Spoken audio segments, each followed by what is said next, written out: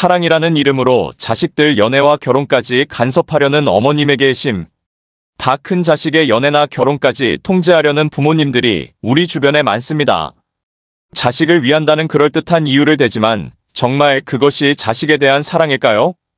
매일 저녁 집에 돌아오는 아들은 여자친구한테서 얻은 꼴사나운 색 바랜 티셔츠를 입고 식탁 앞에 앉아 있었어요. 아들이 그 옷을 입고 있는 걸 이웃 사람들이 보고 자식 옷도 제대로 못 입힌다고 흉볼까봐 걱정이 되었어요. 아이는 늘 패거리들과 함께 거기 앉아 있었거든요. 매일 저녁 집에 돌아오면 난 옷차림부터 시작해 아이를 야단쳤어요. 이것저것 꼬투리를 잡아. 우리는 늘 그런 식이었어요. 문득 이런 가정을 해봤어요. 만일 아들이 죽는다면 난 어떤 기분일까?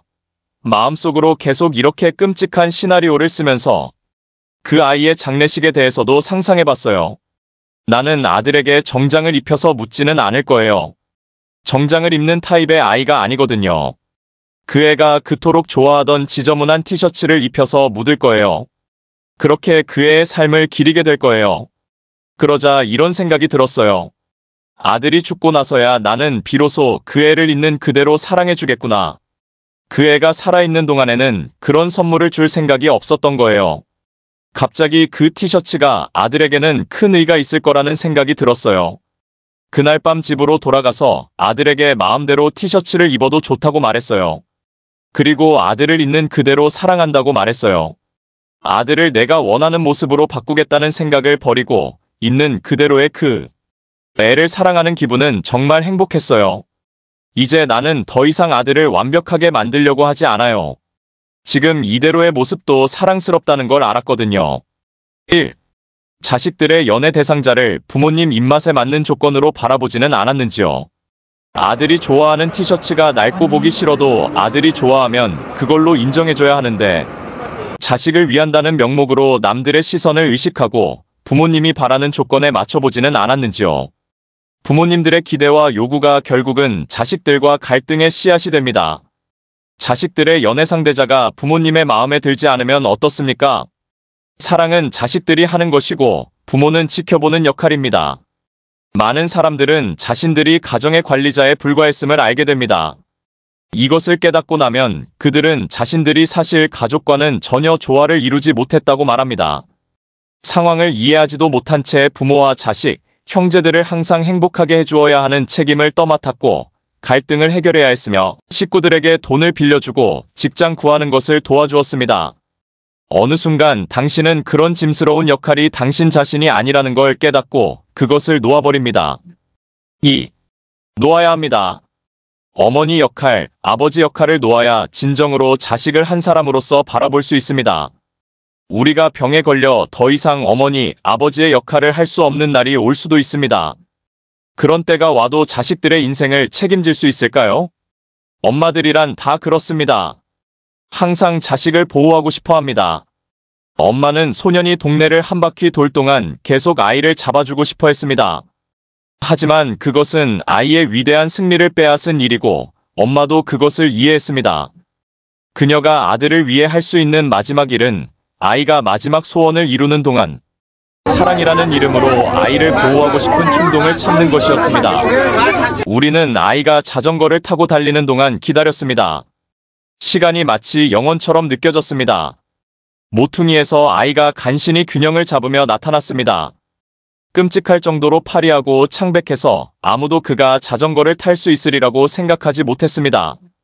하지만 아이는 밝게 미소 지으며 우리에게 달려왔습니다. 3. 보호해주고 싶은 마음을 누르는 것이 어렵습니다. 다 큰 자식의 연애나 결혼까지 간섭하는 이유는 자식들을 보호해주고 싶다는 마음이라는 것을 압니다. 그러나 언뜻 부모가 보호해주는 듯하지만 사실은 자식들을 부모의 통제하에 두고자 하는 마음입니다. 자식들을 부모의 틀 안에 가두는 행동입니다.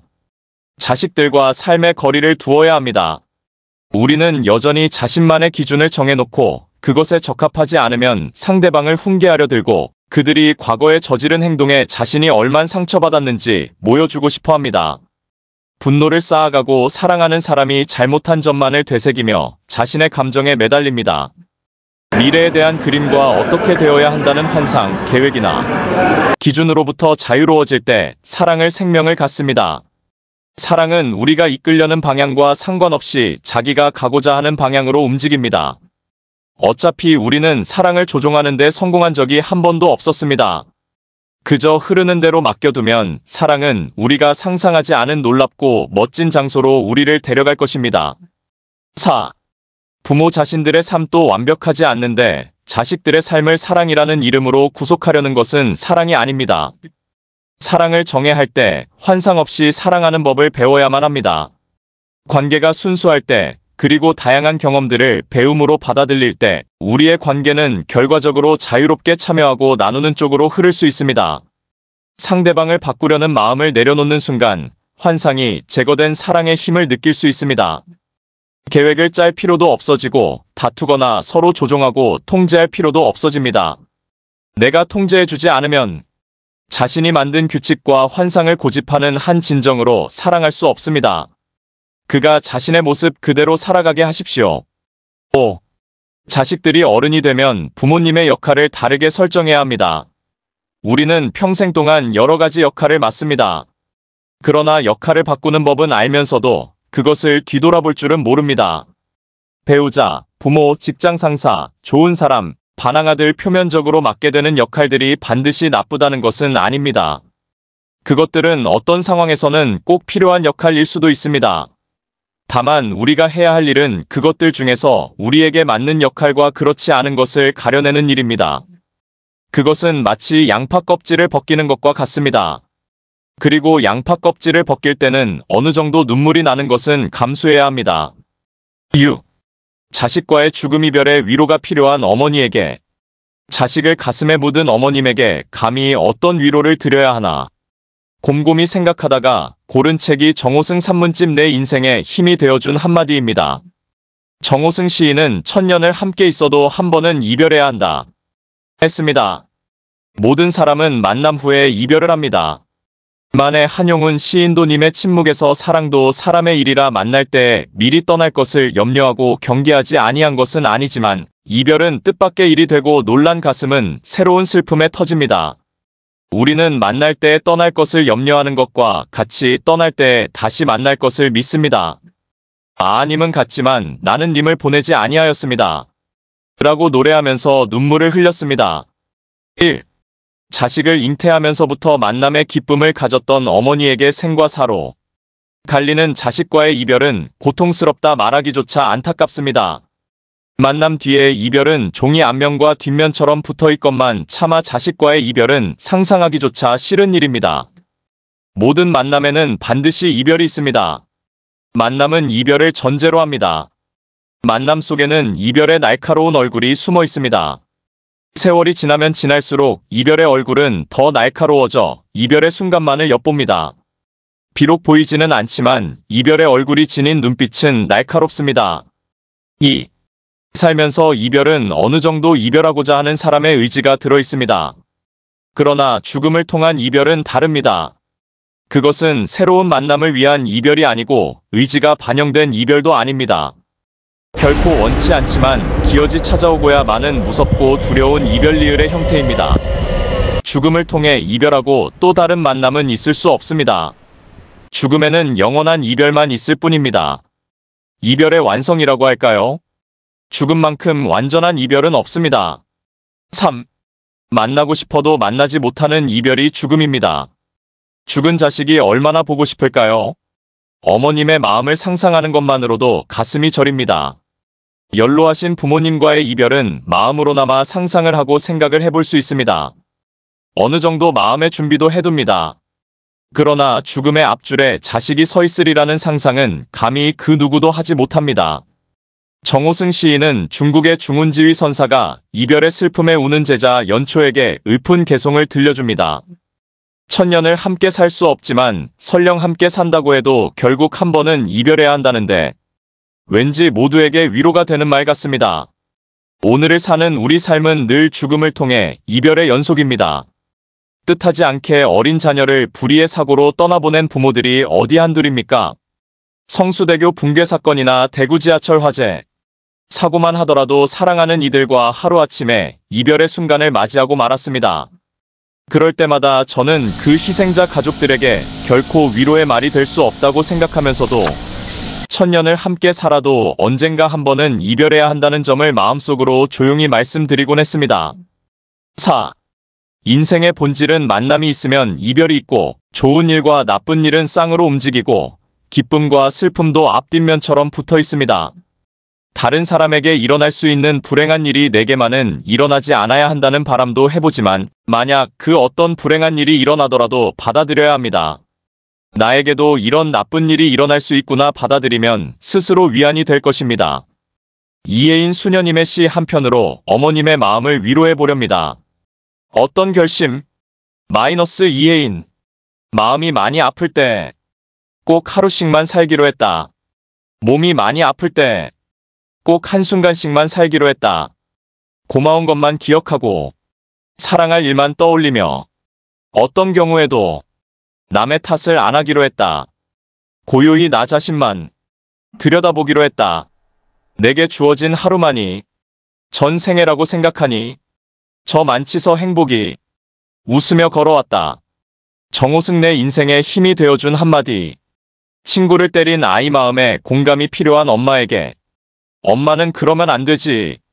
내가 왜 그랬는지 물어봐야지. 선생님도 혼내서 속상한데 엄마는 나를 위로해줘야지. 그 애가 먼저 나에게 시비를 걸었고 내가 얼마나 참다가 때렸는데 엄마도 나보고 잘못했다고 하면 안 되지. 1. 담임 선생님이나 다른 학부모들에게 전화를 받았을 때 보통은 아이를 먼저 야단을 치게 됩니다. 아이의 마음을 살피기보다는 아이의 행동을 나무라게 됩니다. 그러나 아이가 울면서 이렇게 말을 한다면 아이가 울면서 한 말에 많은 것이 담겨 있다. 아이의 이 한마디 한마디는 공감이 가닿아야 할 지점이 어디인지를 정확하게 알려주는 현장에 가깝다. 아이의 말을 받아들이고 성찰하는 엄마의 깨달음 또한 그렇다. 잘못된 생각과 행동을 한 사람에게 어떻게 공감할 수 있나? 본인에게 그걸 알려주지 않으면 계속 잘못된 길로 가지 않겠는가? 그런 걱정을 할 필요가 없다. 내 공감을 포갤 곳은 그의 생각과 행동이 아니라 그의 마음, 즉 감정이다. 존재의 느낌이나 감정이 공감 관역의 마지막 중심점이다. 2. 당신이 옳다의 저자 정혜신 정신과 의사는 많은 사람들의 속마음을 듣고 나누었습니다.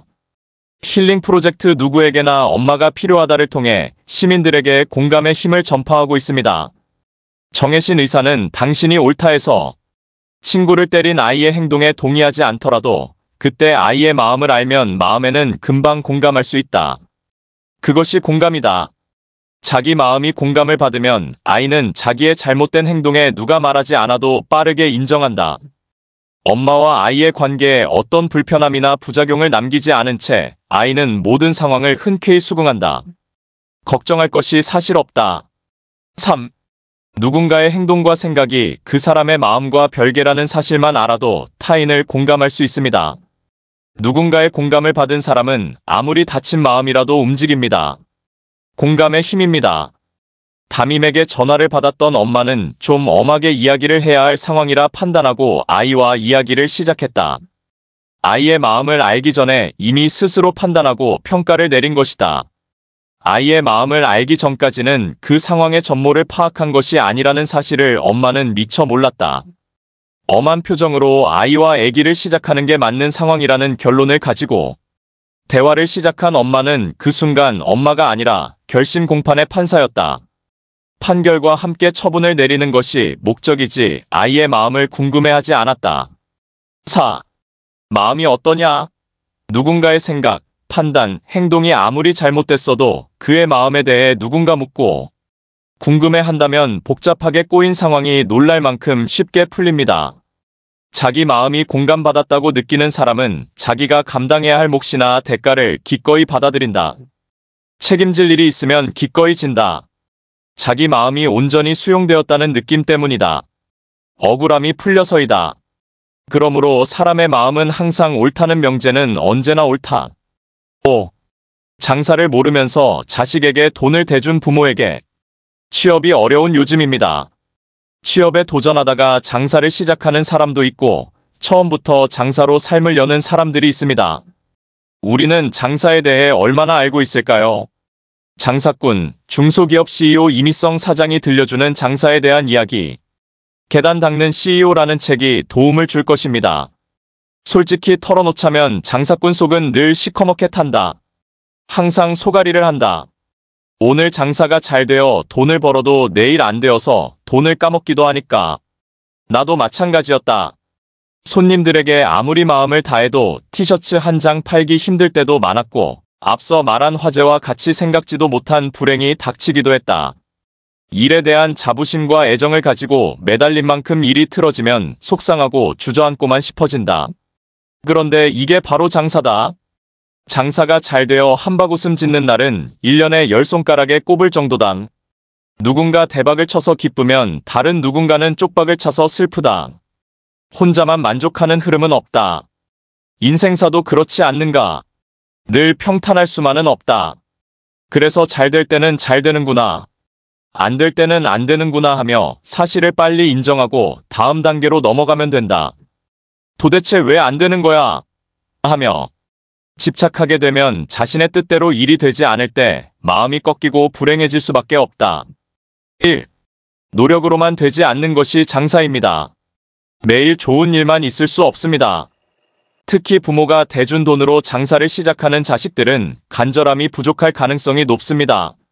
모든 직업이 그러하듯이 장사도 정말 아무나 하는 게 아니다. 고비를 넘길 줄 아는 뚝심이 있어야 한다. 장사를 하겠다는 사람들은 단지 돈을 많이 벌 수 있으리라는 기대감에 시작하는 경우가 있다. 하지만 꼭대기, 봉우리만 보면 안 된다. 밑바닥과 땅 밑까지도 볼 줄 알아야 한다. 성공 신화를 이룬 사람들에게 물으면 운이 좋아서라고 겸손하게 말한다. 운 90, 노력 10, 이것이 합해져 100이 됐다는 것이다. 그런데 노력이 10이라고 해서 결코 노력의 비중이 작다는 게 아니다. 90의 운과 맞먹는 무게의 노력인 것이다. 성공의 뒷면에는 엄청난 노력이 있다는 사실을 잊어서는 안 된다. 2. 사람들은 누구나 돈을 많이 벌고 성공하고 싶어 합니다. 특히 장사를 시작하는 사람들의 기대감은 취업하는 사람들보다 더 큽니다. 그런데 문제는 쉬운 길을 찾는다는 겁니다. 지름길을 찾습니다. 성공하고 싶고 많은 돈을 벌고 싶다면 내가 속한 회사의 이름보다 내가 하는 일에 신경을 써야 한다. 내 업무에 관하여 다른 사람들보다 뛰어난 경쟁력을 갖추고 있는지를 점검하고 실력을 키우기 위해 매일 노력해야 한다. 남대문 점원 시절부터 너무나 간절하게 돈을 많이 벌기를 원했던 나는 누구보다 물건을 잘 팔고 싶었다. 다른 가게의 선배 점원들이 일하는 것을 관찰하면서 점원이 갖춰야 할 경쟁력이 무엇인지 알려고 애썼다. 깨달은 것은 그대로 시행했다. 3. 장사를 할 땐 무엇보다 욕심과 불안감을 제어해야 합니다. 자족해야 합니다.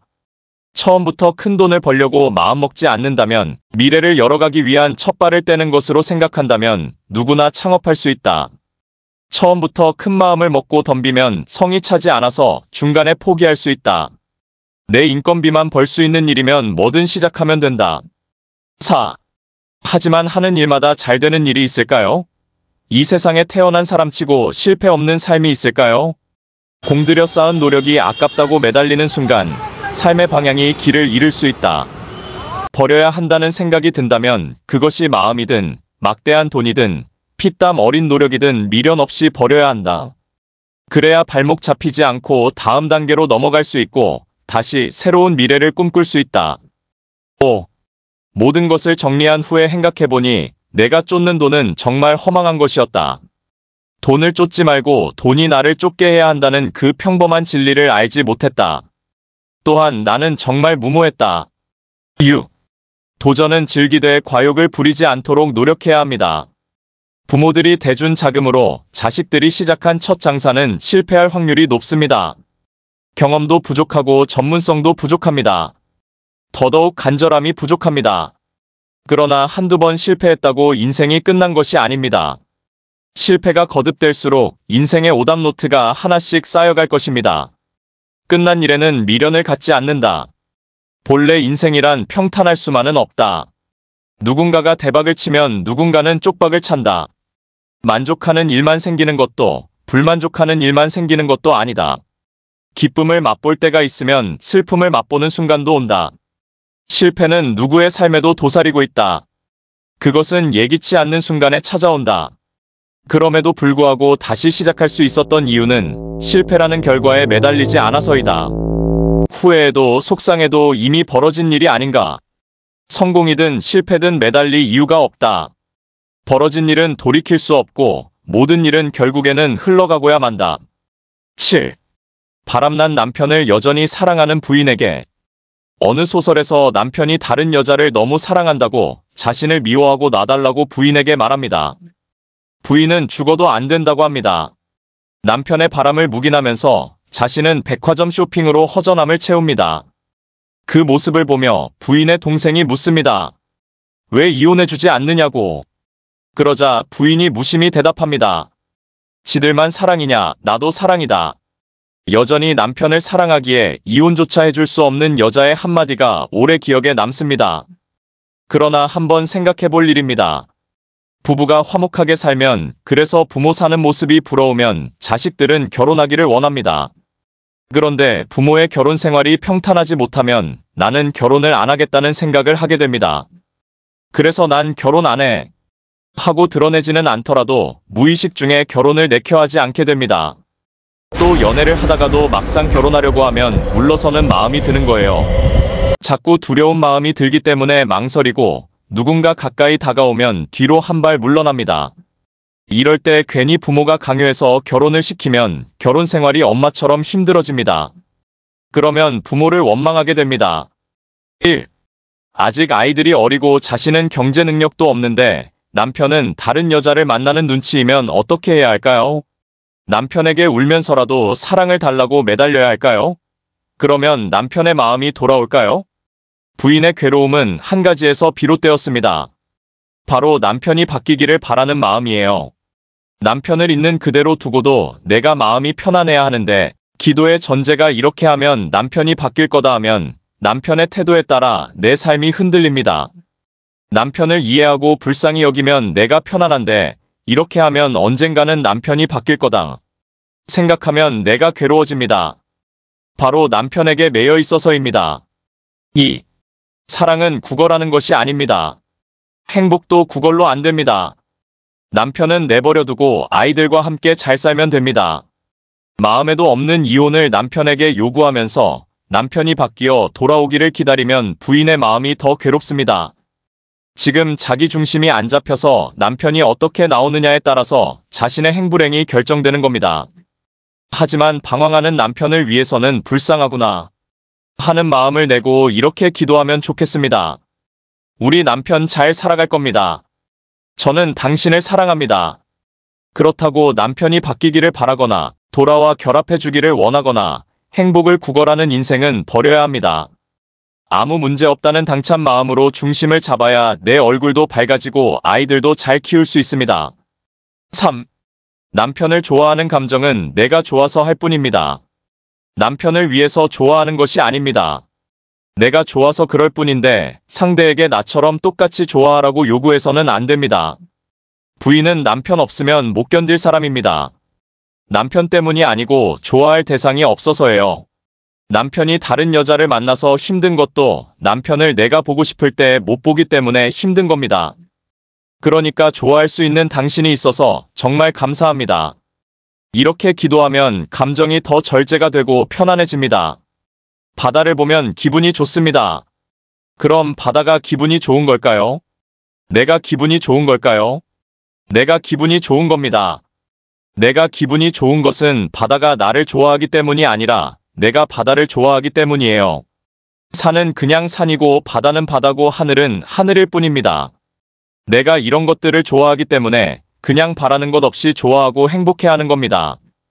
바라는 것 없이 어떤 사람을 사랑하면 그가 나를 좋아하지 않아도 내가 그 사람을 좋아하기 때문에 그를 보는 것만으로도 행복해집니다. 기대 없이 좋아해보세요. 바다를 사랑하듯이 산을 좋아하듯이. 4. 부인이 남편을 좋아하니까 남편도 나를 좋아해야 한다는 생각이 괴로운 겁니다. 남편을 좋아하되 남편에게 사랑을 기대하는 마음을 내려놔야 합니다. 사랑한다고 말하지만 엄격히 말하면 사랑받는 데서 행복을 찾는 겁니다. 사랑을 주면서 준 만큼 받으려는 거예요.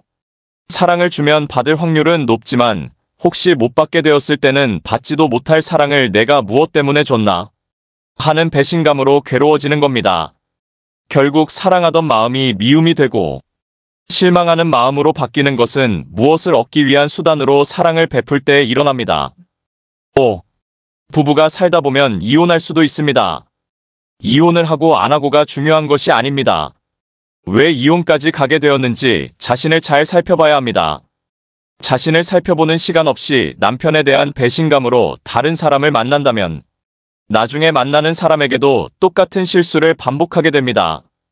같이 살든 안 살든 그 결정은 자기 마음대로 해도 좋지만 상대를 미워할 이유는 없습니다. 상대가 좋고 나쁜 게 아니에요. 다만 내 요구에 안 맞기 때문에 내 감정이 나쁘게 느껴질 뿐입니다. 그러니 그 사람 자체가 문제가 아니라는 거예요. 그러니까 헤어지더라도 상대를 미워해서 지난 시간을 상처로 만들지 않는 게 중요합니다. 같이 살아도 미워하면 안 되고 헤어져도 미워하지 않아야 합니다. 미워하면 같이 산 내 인생을 낭비한 게 되니까 헤어지더라도 고맙다고 참회의 절을 해야 합니다. 그동안의 삶을 소중하게 받아들여야 재혼을 하든 혼자 살든 앞으로 인생에 나쁜 영향을 안 줍니다. 그러나 상처로 간직하고 있으면 다음에 누군가를 만났을 때 선입관으로 작용합니다. 겉으로는 이별의 과정에 별 문제가 없어 보이지만 무의식의 세계에는 상처로 남기기 쉽습니다. 6. 부모의 결혼 생활을 보면서 자식들은 자신들의 결혼 생활을 꿈꾸게 됩니다. 지금 내 결혼 생활은 행복한가? 스스로에게 질문해봐야 됩니다. 결혼은 행복이고 이혼은 불행이 아닙니다. 남편에게 사랑을 구걸하고 기대하는 마음으로는 미움과 원망만 생깁니다. 남편을 사랑하는 마음은 내 마음입니다. 남편도 나를 같이 사랑해주면 좋겠지만 그렇지 못하더라도 내가 사랑했으면 그걸로 충분한 겁니다. 사랑할 대상이 되어준 남편이 오히려 감사합니다.